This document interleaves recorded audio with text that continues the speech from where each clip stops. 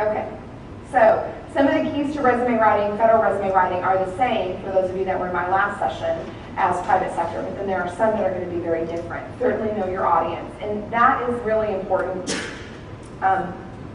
In the federal government, as far as the process goes, when you actually apply to a vacancy, especially using, for the most part, especially if you're going to use a system that is being passed around right now, an essay-based system, your application is going to have a certain number of points, and based on how you respond to the vacancy questions, which we'll talk about in a minute. So you get these number of points, and then the HR specialist is going to look at your application, compare it to your resume, see if your resume substantiates the claims that you've made about yourself. They'll make adjustments in the point system. They'll grade your narrative responses until you get your ranking with all the other applicants, okay?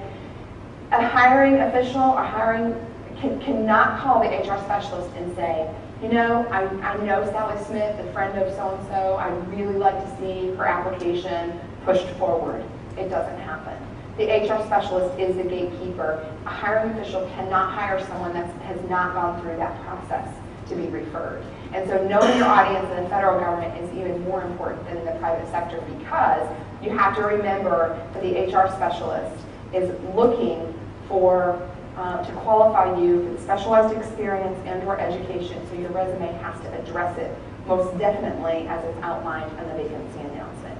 Again, you want to focus on relevance to the position, emphasizing accomplishments over duties. So, for example, you could say, in a most basic example, a duty would be answered phones, right? But what's an accomplishment statement about answering phones? Well, an accomplishment statement would be something like answered 50 incoming phone calls on a daily basis, routing them appropriately, leading to increased customer satisfaction. That's an accomplishment statement.